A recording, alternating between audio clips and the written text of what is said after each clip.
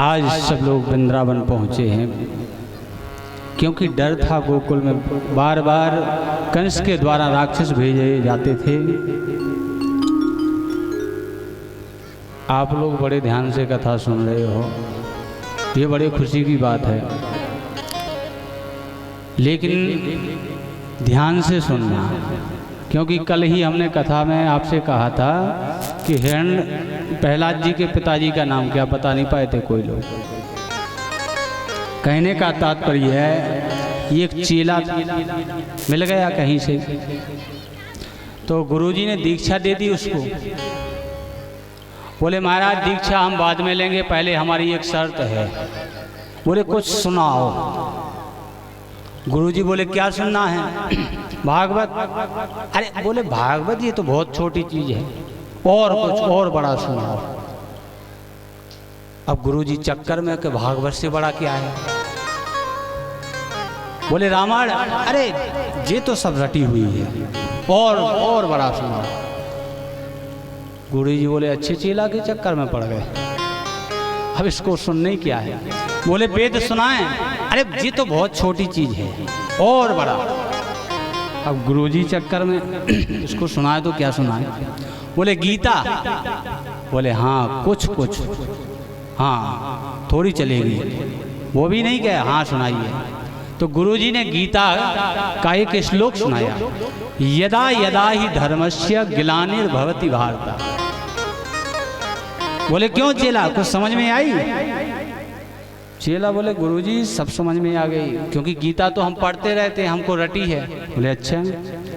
बोले तो कुछ क्या समझ में आई, कुछ क्या समझ में नहीं आया ये बताओ। बोले गुरुजी और तो सब समझ में आ गया, लेकिन आपने जो पहले कहा ये दो गधा कौन है?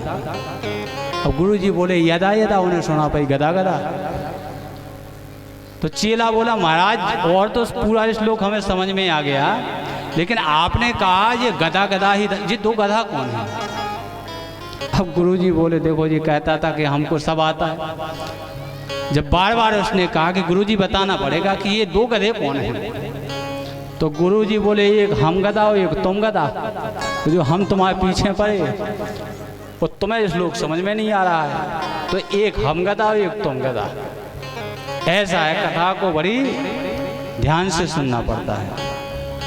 आज मेरे गोविंद ने वृंदावन में निवास किया, अब बड़े हो गए, तो गाय चराने के लिए कहने लगे मैया अब हम बहुत बड़े हो गए।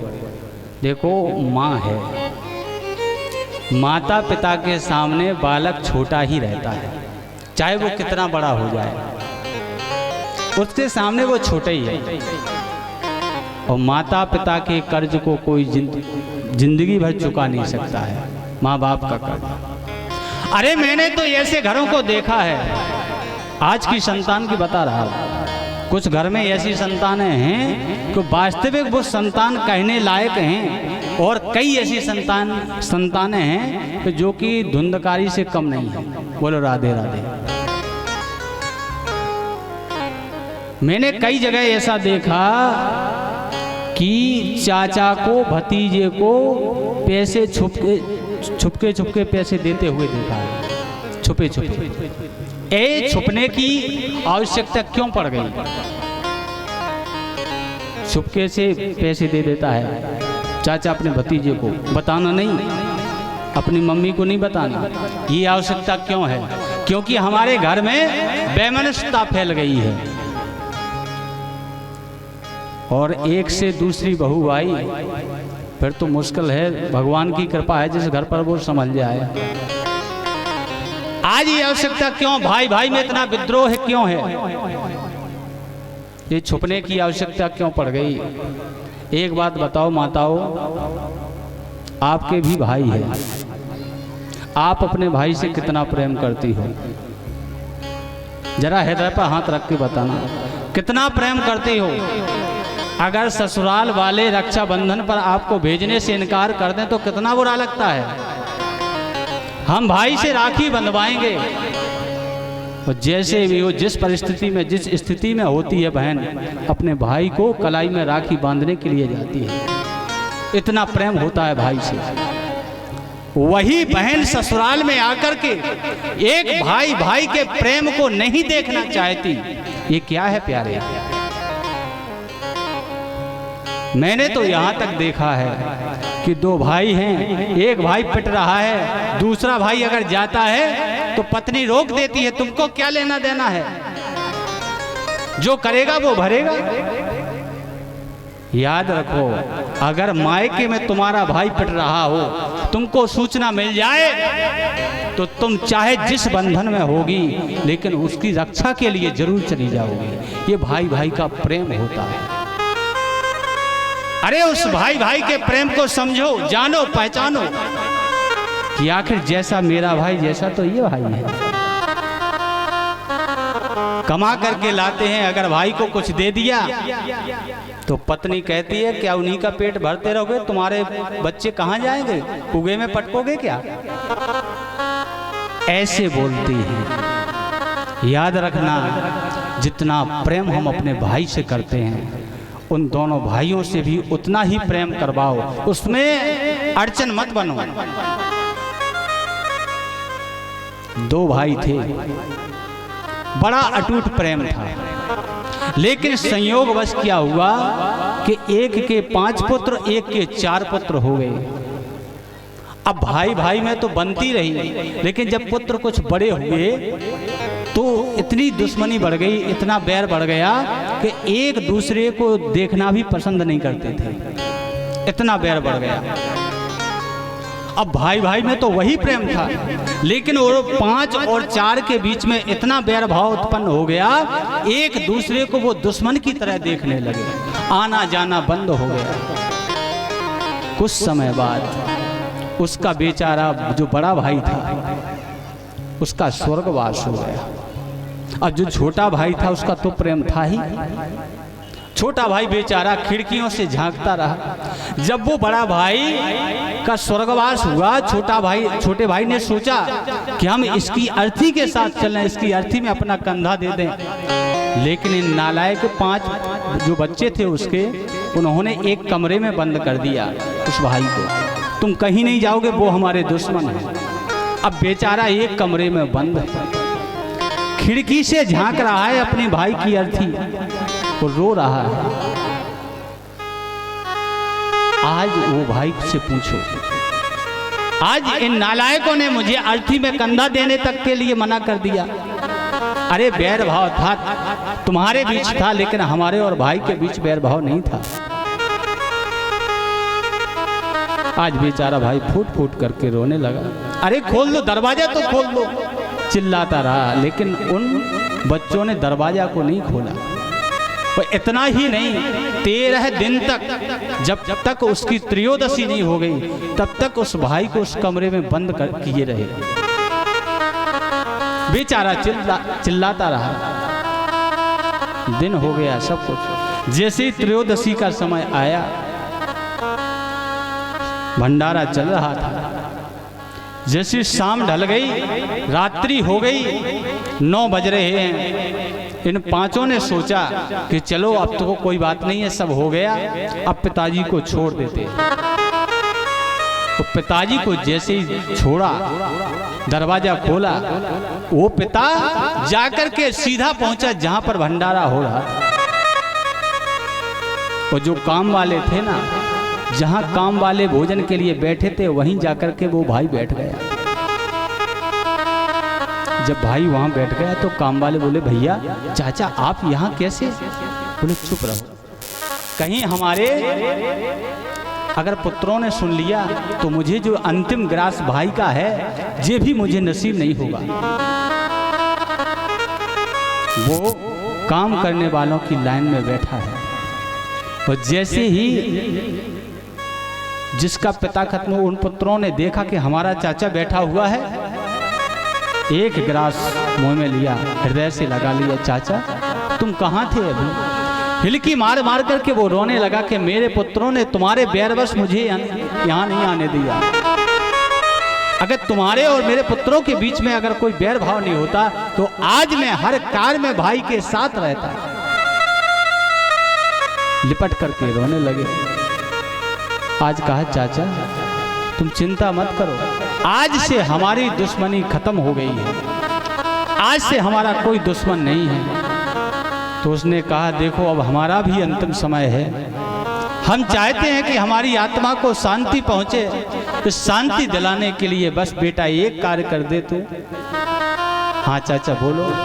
पांचों को बुलाया, मेरे सामने जीते जी पांचों मिल जाओ, एक हो जाओ, तभी हमारी आत्मा को शांति पहुंचेगी।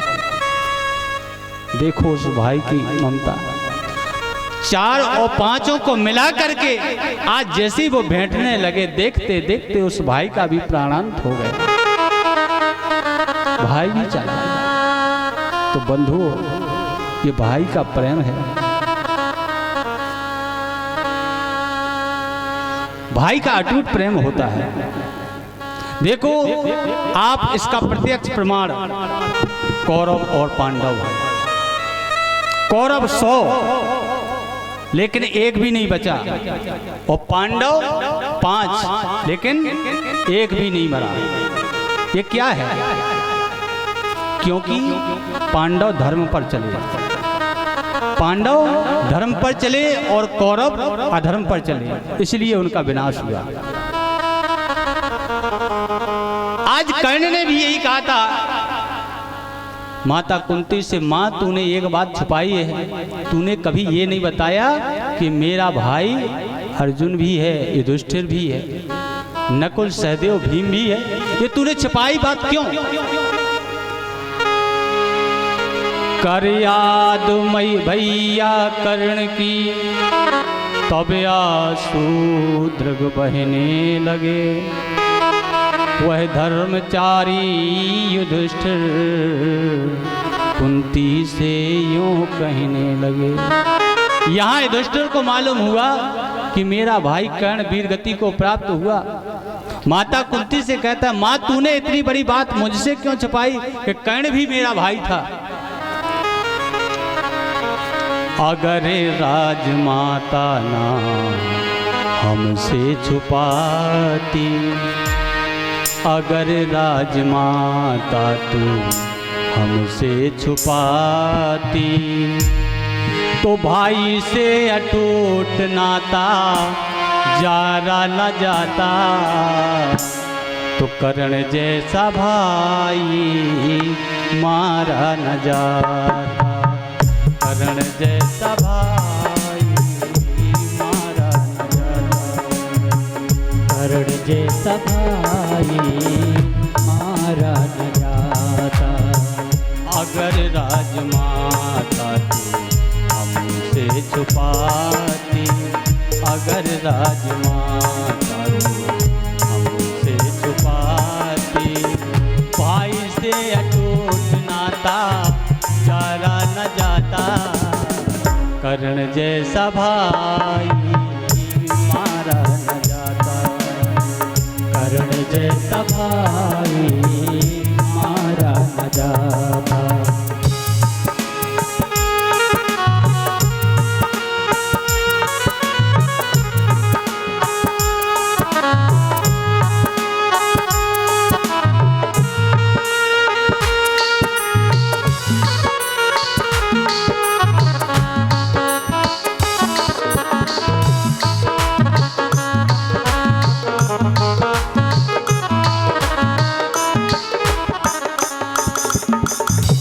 युधिष्ठिर कहने लगे, माँ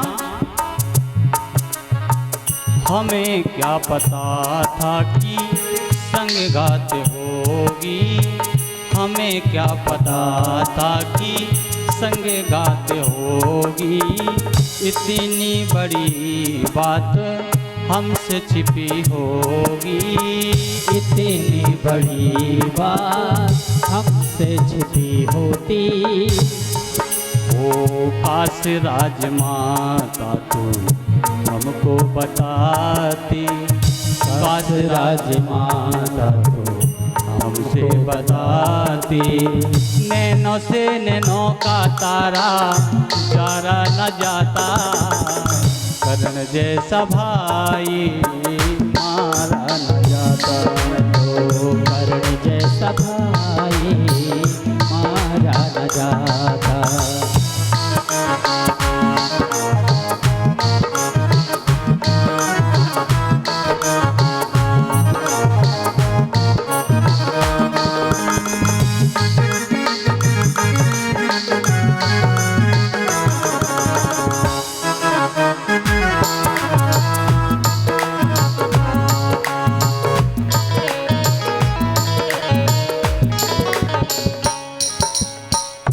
माँ तुझे ये पता नहीं है, अगर मेरा आज भाई कर्ण होता तो मैं 5 नहीं 6 भाई होते मेरे।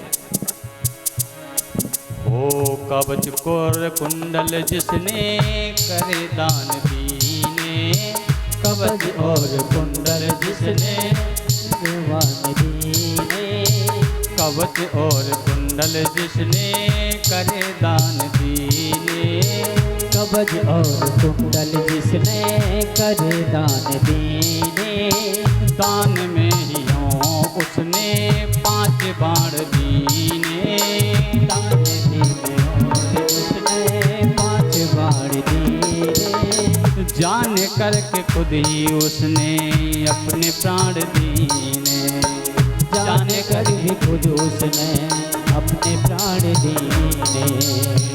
धोखेबाज माता तू पत्थर की छाती, धोखेबाज माता तू पत्थर की छाती, बिगड़ा जन्म ये तेरा, बिगड़ा जन्म ये तेरा संभरा न जाता, कर्ण जैसा भाई मारा न जाता, कर्ण जैसा भाई मारा न जाता।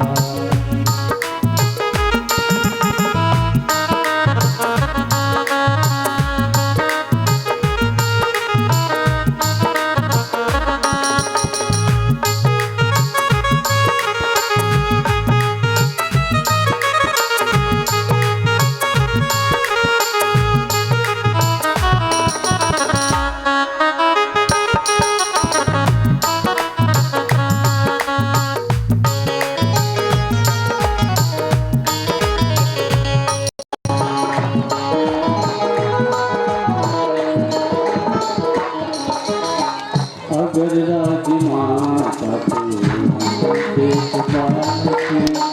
अगर राजमाता से पुकारते, तेरा इलाज से जाना न जाता, कर्ण जैसा भाई मारा न जाता, कर्ण जैसा